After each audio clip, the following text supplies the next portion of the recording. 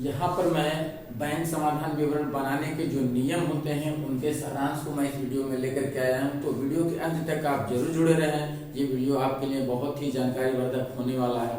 तो यहाँ पर हम देख रहे हैं कि बैंक समाधान विवरण जो हम बनाते हैं तो उसके जो मद होते हैं, जो आइटम्स होते हैं, हम किस मद को डेबिट करें या किस मद को क्रेडिट करें, ये हम कैसे पता लगाएंगे।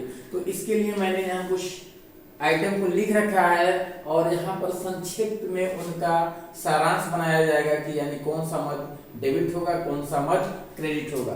तो यहाँ पर देखिए चार जो केसेस होते हैं, जो चार कंडीशन होते हैं, मैंने उनको यहाँ लिख रखा है शेष के अनुसार और अधिविकर्ष के अनुसार, यानी बैलेंस एस पर और ओवरड्राफ्ट एस पर। ठीक है, तो यहाँ रोकड़ रही है, कैश बुक और पासबुक है। ठीक है, ये दो आइटम है और यहाँ भी रोकड़ रही है और पासबुक है, यानी ये रोकड़ वही का डेबिट बैलेंस होगा और ये पासबुक का क्रेडिट बैलेंस होगा। ये रोकड़ वही का क्रेडिट बैलेंस होगा और ये पासबुक का डेबिट बैलेंस होगा। ठीक है, तो अधिविकर्ष क्या होता है, इसके पहले वाली वीडियो मैंने आपको बताया था, यानी अपनी जमा राशि से अधिक राशि का बैंक खाते से निकालना ही क्या होता है, अधिविकर्ष होता है। तो इन चारों कंडीशन में हम देखेंगे कि कोई मद किसमें घटेगा, किसमें जुड़ेगा, किसमें घटेगा, किसमें जुड़ेगा। अगर ये मद आप समझ गए कि कौन किसमें जुड़ने वाला है, किसमें घटने वाला है, तो मेरा गारंटी है कि आप 100% जो है कोई भी बैंक समाधान विवरण हो उसको आप आसानी से बना लेंगे, हल कर लेंगे। तो चलिए आइए फटाफट हम लोग बारी बारी से देख लेते हैं कि कौन सा मद किसमें घटेगा और किसमें जुड़ेगा। आप लोग बहुत सारी किताबों में इस नियम को देखे होंगे, किताब में छपा होगा, लेकिन उसको देखने के बावजूद हमको वो समझ में नहीं आता है कि ये आखिर में कहीं जुड़ा है, कहीं घटा है, आखिर ऐसा क्यों होता है। तो उसी बिंदु को मैं इस वीडियो में प्रकाश पर डालने वाला हूँ। पहला बिंदु है चेक काट दिए गए, परंतु चेक काट दिए गए पर भुगतान के लिए प्रस्तुत नहीं हुए। Cheque issue but not presented for payment. आई बात समझ में? एक ऐसा चेक जिसको व्यापारी ने अपने यहाँ से निर्गत कर दिया गया और उसको किसी दूसरे व्यक्ति को दे दिया गया, लेकिन वो व्यक्ति उस चेक को लेकर के बैंक में भुगतान हेतु नहीं गया। तो इससे होता क्या है, अब यहाँ चार केस हैं। पहला केस है शेष के अनुसार, यानी रोकड़ बही। जब हम रोकड़ बही के अनुसार हम बैंक समाधान विवरण बनाएंगे तो ये केस क्या होगा, हमारा रोकड़ बही जो होगा इस चेक की धनराशि से घट जाएगा। तो फिर हमको क्या करना हो, चेकबुक का हमारा जो रोकड़ बही और पासबुक दोनों को मिलाना होता है। तो हमको क्या करेंगे, इसमें इस मद को हम जोड़ देंगे, क्योंकि ये हमारा जो हमारा कैश बुक है उसको घटा देगा, तो इसलिए हम इसको इसमें जोड़ देंगे। पासबुक के अनुसार अगर हम शेष के पासबुक का जो हमारा क्रेडिट बैलेंस होगा उसके अनुसार बनाएंगे तो हमारा क्या होगा, हम इसको इसमें माइनस करेंगे। माइनस क्यों करेंगे, क्योंकि जब हम चेक काटते हैं तो हमारा कैश बुक जो है वो कम हो गया और हमारा जो पासबुक का बैलेंस है वो अधिक है। तो हम पासबुक के बैलेंस को कम करेंगे पासबुक के अनुसार, यदि हम सवाल को बना रहे हैं, हल कर रहे हैं। तो फिर अब तीसरी बात आती है रोकड़ बही का जो क्रेडिट शेष होता है अधिविकर्ष के अनुसार। तो क्रेडिट शेष का मतलब होता है कि यानी आपका जो है ऋण है, बैंक में आपका उधार है। तो जब आप कोई चेक काट देंगे, उदाहरण के रूप में हम लोग समझते हैं, जब हम कोई चेक काटेंगे और बैंक में भुगतान के लिए उसको दूसरा कोई व्यक्ति लेके जाएगा, भुगतान कराएगा, तो होगा क्या, हमारा जो ऋण है वो और बढ़ जाएगा। यानी मान के चलिए यदि हमने कोई बैंक से ऋण ले रखा है 5,000 रुपए का, ठीक है, और एक चेक हमने 100 रुपए का काट दिया, तो हमारा जो ऋण होगा वो कितना हो जाएगा, इन दोनों को हम जोड़ देंगे तो 5,100 आ जाएगा। हमारा जो ऋण होगा और बढ़ेगा। ठीक है, यहाँ पे हमारा बैलेंस घटेगा लेकिन यहाँ पे हमारा बैलेंस जो है वो बढ़ेगा, यानी ऋण हमारा बढ़ता जाएगा। तो यहाँ पे हम क्या करेंगे, इसको बढ़ जाएगा तो इसको घटाएंगे, यानी हम इसको माइनस करेंगे। बात आप इसको समझिएगा बड़ा ध्यान से, क्योंकि ये दोनों तो आप आसानी से बना ले जाते हैं और इसी में आप कंफ्यूजन कर जाते हैं। तो अधिविकर्ष को ध्यान रखिएगा कि जब हमारा अधिविकर्ष होता है, यानी मान लीजिए हमारे खाते में 2 लाख रुपए अधिविकर्ष है और हमने 5,000 रुपए का एक चेक काट दिया जो भुगतान के लिए प्रस्तुत नहीं हुआ। तो हमने 5,000 रुपए जब चेक काटा तो हमारा अधिविकर्ष 2,05,000 शो करने लगा हमारे कैश बुक के अकॉर्डिंग, और पासबुक के अकॉर्डिंग जो हमारा जो बैलेंस है वो 2 लाख ही है। तो हम क्या करेंगे, इसको 5,000 को माइनस करेंगे। ठीक है, इतनी बात समझ में आ गई होगी। फिर जब हम पासबुक के अनुसार इसी सेम मद को बनाएंगे तो क्या करेंगे, हम इसको यहाँ पे हम प्लस करेंगे। ये प्लस क्यों करेंगे, इसको आपको मैं बताता हूँ। क्योंकि जब हम पासबुक के अनुसार बनाएंगे तो हमारा जो अधिविकर्ष है वे जो है क्या होगा, घट जाएगा। यानी हमने यहाँ पे बढ़ाया था इसलिए इसको घटा दिया, और यहाँ पे हमारा जो अधिविकर्ष है वो अधिक शो करेगा, तो हम क्या करेंगे, हमारा कम शो करेगा, सॉरी हमारा अधिविकर्ष जो है यहाँ कम शो करेगा, तो इसको हम अधिक करेंगे, यानी ये प्लस हो जाएगा। अब इतना आप इस बिंदु को अगर समझ गए होंगे तो इसी आधार पे हमको इन सारे को फॉलो करना है। एक चीज और ध्यान रखना है, जो हमारा रोकड़ बही का डेबिट बैलेंस होगा और जो हमारा अधिविकर्ष का पासबुक का क्रेडिट बैलेंस, पासबुक का डेबिट बैलेंस होगा, ये दोनों सेम होंगे और ये दोनों सेम होंगे। यानी रोकड़ बही का डेबिट शेष और पासबुक का डेबिट शेष ये इक्वल होगा, पासबुक का क्रेडिट शेष और रोकड़ बही का क्रेडिट शेष ये इक्वल होगा। तो इन चारों में यदि आप एक नियम को समझ जाते हैं, दिमाग में बिठा लेते हैं, तो इसको आप आसानी से चार्ट के माध्यम से कर सकते हैं। तो आपको करना क्या है, मेन आप एक को आप समझ जाइए, तो जब रोकड़ बही को समझ जाएंगे तो पासबुक में ठीक उसका उल्टा होगा, फिर रोकड़ बही में भी ठीक रोकड़ बही का ठीक उल्टा होगा अधिविकर्ष में, और रोकड़ बही का ठीक सेम टू सेम यानी हूबहू वही होगा पासबुक का जो हमारा डेबिट बैलेंस होगा उसमें। तो ये जो होंगे ये और ये समरूप होंगे, और ये जो होंगे समरूप होंगे। तो हमको इसी को दिमाग में बिठा करके आगे चलना है। सेकंड है, चेक संग्रहित हेतु बैंक में भेजे गए परंतु संग्रहित नहीं हो सके, cheque send to bank for collection but not collected. ठीक है, ये मद है।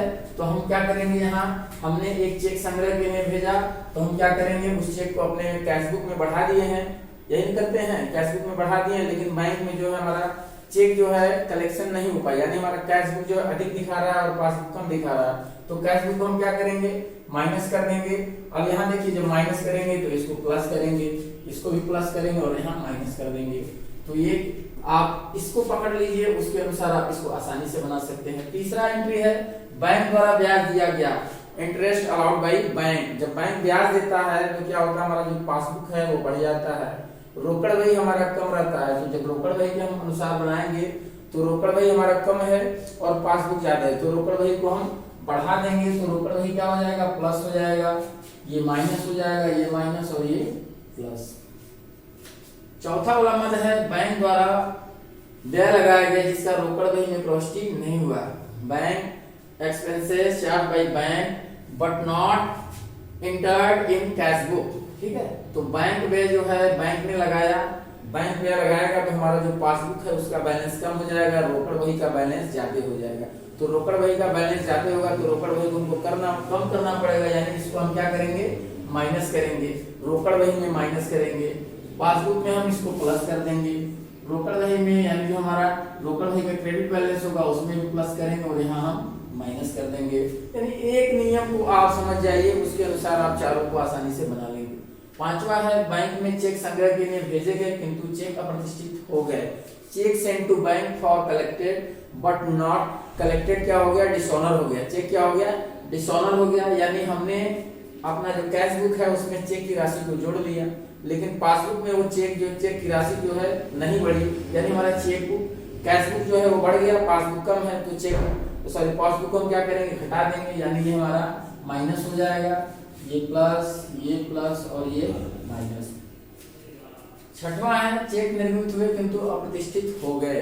ठीक है, चेक निर्मित हुए किंतु अप्रतिष्ठित हो गए, यानी हमने कोई चेक काटा, चेक इश्यू बट डिसऑनर्ड, यानी हमने कोई एक चेक काट करके दिया किसी को, वे बैंक में लेकर गया लेकिन वो किसी कारण से अप्रतिष्ठित हो गया, यानी उसका भुगतान नहीं हो सका। इस कंडीशन में क्या होगा, हमने चेक की राशि जो थी उसको रोकड़ बही में घटा दी थी और हमारा पासबुक में उतनी राशि अधिक शो कर रही है, यानी हमारा रोकड़ बही कम है और बैंक का पासबुक जो है वो ज्यादा है। तो हम क्या करेंगे, रोकड़ बही को बढ़ाएंगे, यानी इसको हम क्या करेंगे, प्लस करेंगे, तो ये माइनस माइनस और ये प्लस हो जाएगा। और है, बैंक द्वारा सीधी प्राप्त हुई धनराशि जिनका लेखा रोकड़ बही में नहीं हुआ, यानी डायरेक्ट रिसीव्ड जो कैश है वो डायरेक्ट बैंक को रिसीव्ड हुआ but not entered in cash book, जिसका लेखा कैश बुक में नहीं हो सका। तो हमारा बैंक का जो पासबुक है वो ज्यादा हो गया और कैश बुक जो है हमारा वो कम हो गया, तो कैश बुक को हमको बढ़ाना पड़ेगा, यानी इसको हम क्या करेंगे, प्लस करेंगे और इसको माइनस माइनस और ये प्लस हो जाएगा।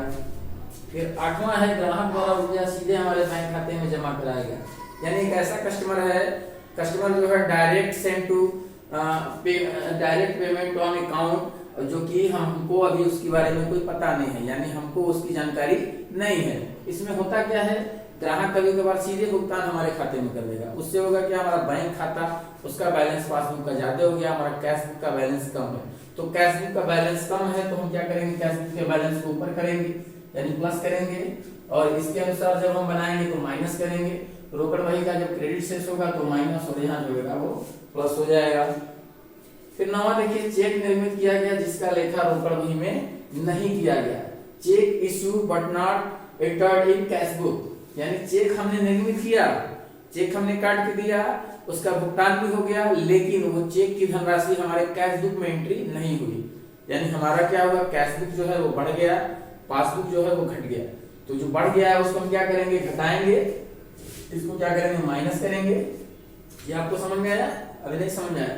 चेक निर्मित किया गया जिसका लेखा रोकड़ बही में नहीं हुआ, यानी हमने एक मान लीजिए 5000 का चेक काट दिया और इसको कैश बुक में एंट्री नहीं की, ये सीधे काम ग्राहक को दिया और ग्राहक ने इसका इतना पैसा बैंक से निकाल लिया। तो ये जो धनराशि हमारी कैश बुक में अधिक दिख रही है तो उसको हम घटा देंगे, तो ये प्लस हो जाएगा, ये प्लस हो जाएगा और ये माइनस हो जाएगा। 10वां पॉइंट है विनियोग पर ब्याज। पासबुक में तो प्रविष्टि हुई किंतु रोकड़ बही में नहीं हुई।